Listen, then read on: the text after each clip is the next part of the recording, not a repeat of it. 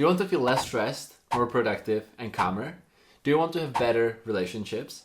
Do you want to feel healthier, both in your body and your mind?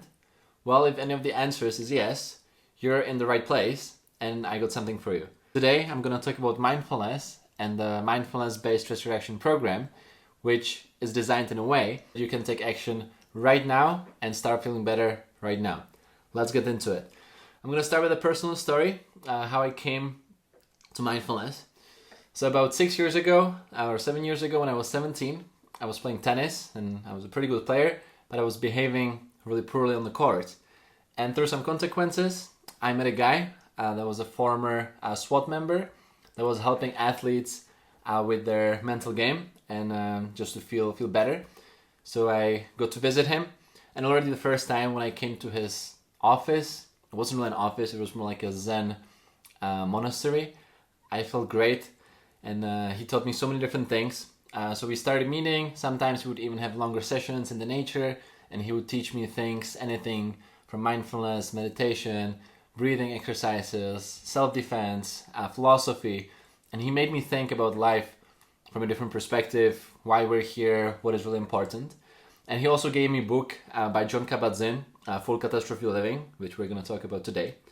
So fast forward 6 years, here we are. I read the book again a few months ago when I was in Australia, and I had this realization, I should do the MBSR mindfulness program because it's a really good thing. It's going to help me to go deeper. And if I do it myself, why not share it with other people? So that's why I decided to create this challenge. I created a WhatsApp community, a Facebook community where we can come together, share things, how we feel, help one another. There's going to be more resources. Probably every other day, I'm going to be sharing a short, some tip or some insight or something about mindfulness. Also every day, there is going to be mindfulness nuggets, how I call it, some tips or some quotes. So it's going to be a lot. Let's get straight into it. First, I'm going to tell you what I'm going to talk about, and then I'm going to talk about these things more. This video is going to talk about a lot of things. However, if you want the full thing and how you can start practicing right now, I put together a free PDF document that is in the notes. Feel free to download it, share it with people, open it, read it, and start practice mindfulness. What I'm going to talk about today, first I'm going to talk about what is mindfulness, what is not mindfulness, and also who it is for. We're going to talk about why to do mindfulness, what are its benefits, about the program and the book, Jon Kabat-Zinn. We're going to talk about the 7 pillars of mindfulness, and we're going to talk about the 4 core components of mindfulness. And then at the end, I'm going to tell you what you can do to prepare, talk about some more resources, and how you can get started right now. Okay, so you probably have heard about mindfulness. So let's talk about what it is. In simple words, it is moment-to-moment, non-judgmental awareness. Awareness means paying attention to whatever is happening in the present moment. So even simpler, it means being more present, here and now.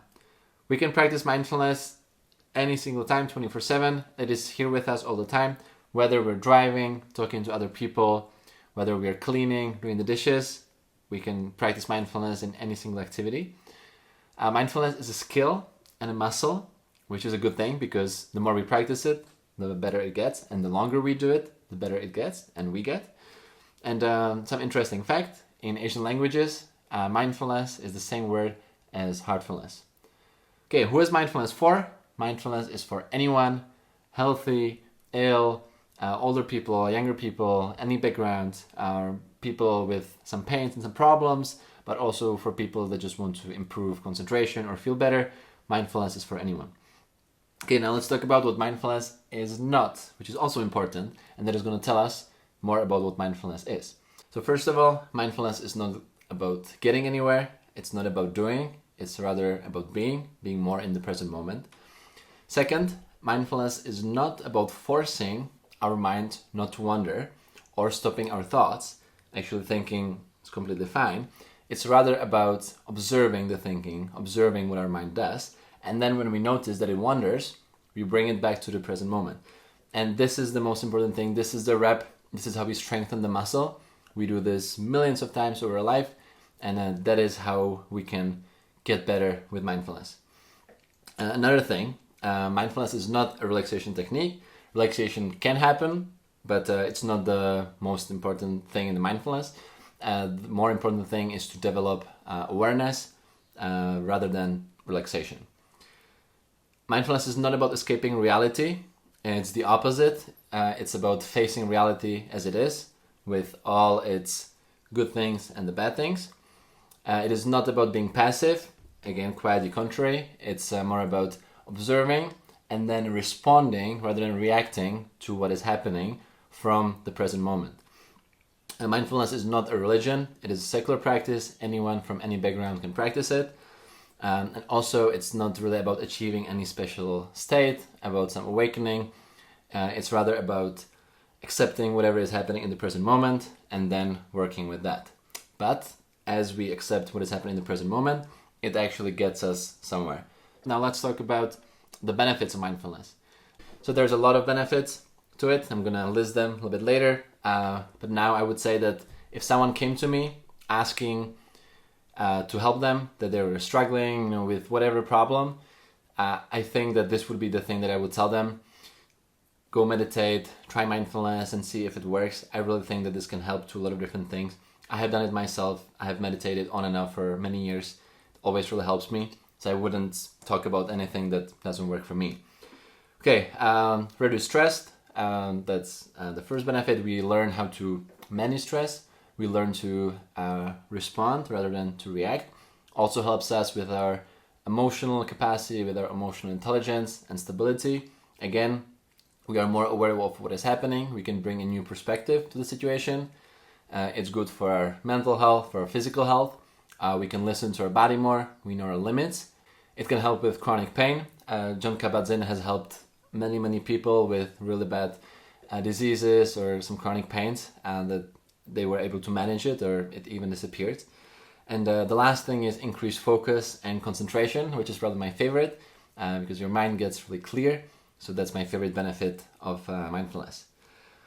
Okay, now let's talk about the MBSR, so what it is, and about the book and Jon Kabat-Zinn. So MBSR stands for Mindfulness-Based Stress Reduction, and it is an 8-week program that was developed by Jon Kabat-Zinn in 1979 at the University of Massachusetts Medical Center. It is a program designed to help people with the things that we already mentioned. The program is described in the book Full Catastrophe Living. That was also written by Jon Kabat-Zinn. Who is Jon Kabat-Zinn? He's a professor emeritus at the University of Massachusetts Medical Center, and he is the one that brought mindfulness to the mainstream medicine. Since he published the book, there's many more studies about mindfulness, and he has helped millions of people around the world. Honestly, he's a hero of mine. I'm really happy that he's the person that he is. So I'm really grateful to Jon Kabat-Zinn, if he's watching this maybe. There are 7 pillars of mindfulness. First one, non-judging, means seeing things as they are, without our filters, without good or bad. Second one, patience, allowing things to happen in their own time. Sometimes, often, things take time. The third one is beginner's mind, seeing things as if we see them for the first time. This is really helpful, useful with the nature. If we see the sunrise or the sunset, every time we try to see it with our fresh eyes. Number 4, trust, means trusting in our own wisdom, in our inner voice, in the intuition. We learn it with mindfulness. We are encouraged to do that. Number 5, non-striving, means practicing mindfulness for its own sake without trying to get anywhere. I know it's a bit counterintuitive, but by not trying to get anywhere, we actually create space for transformation. Number 6, acceptance, means embracing things as they are. If we have some pain, if we feel a lot of heat or something uncomfortable, we just accept that it's there. Again, we create space for transformation through acceptance. And the last one, letting go, intentionally releasing attachments to our thoughts, to things, to events, or to people. Also, Jon Kabat-Zinn talks about other traits. I'm gonna list them right now. Non-harming, generosity, gratitude, forbearance, forgiveness, kindness, compassion, empathic joy, and equanimity. These are some traits that either we're going to develop in mindfulness or we're going to use them. How do we actually practice mindfulness? Well, there's 4 core components of mindfulness. First one, probably the most known, is sitting meditation. we're sitting in a comfortable position. We just put our attention on our breath. Every time our mind wanders, we bring it back. And that is the most important thing. That is the rep. That's how we improve the muscle of mindfulness. Second one, body scan.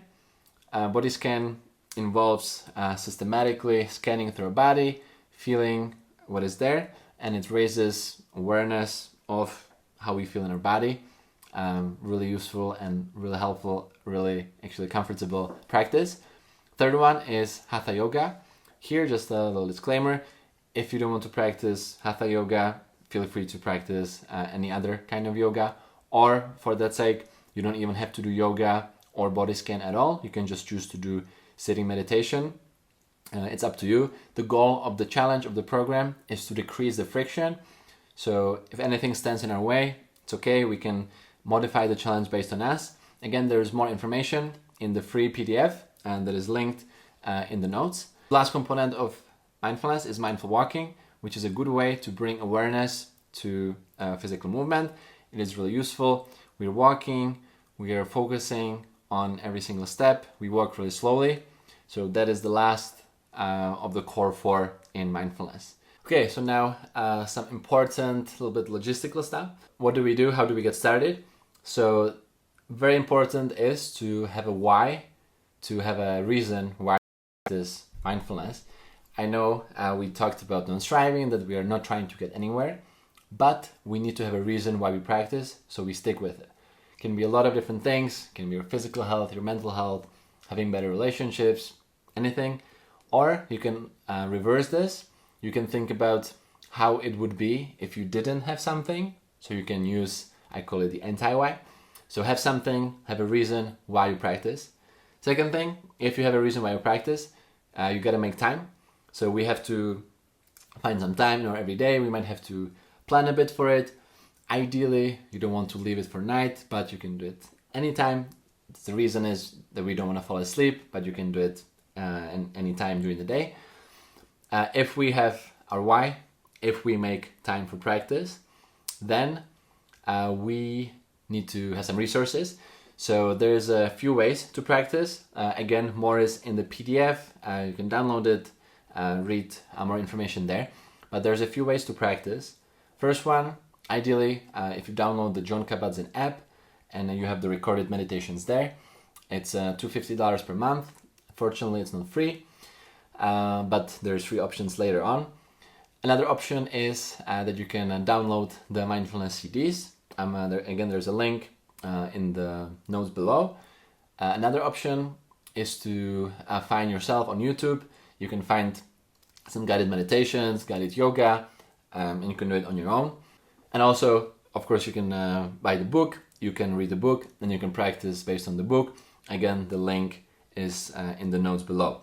As I mentioned at the beginning, there's going to be a Facebook community, a WhatsApp community. Again, links below. Feel free to join. We can share our experiences there. We can support each other, help each other. There's going to be more resources. As I mentioned, every day there's going to be a little quote or a nugget. Every other day, probably, there's going to be a short about the different component of mindfulness. So a lot of resources. You can meet some interesting people there. So feel free to join. Also, if you have Instagram or wherever you talk about the challenge, feel free to use the MBSR challenge hashtag. So then we can make this bigger and get this to other people. And also, really important, please, if you think that this could be helpful for anyone, for your friend, your family member, share it with them. Okay, so that is pretty much it. So this is the mindfulness-based stress reduction challenge, MBSR challenge. I'll be really grateful if you guys participate, or at least if I was able to introduce mindfulness to those of you that have never heard about it. For those of you that have heard about it, I hope this was helpful. Let me know what you guys think. If you have any questions, feel free to ask me. But again, as I said, you can find all the information for free in the notes. There is this PDF where you can find everything. Join the groups. There's all the links that you need. So thank you for watching. And I gotta end with a disclaimer.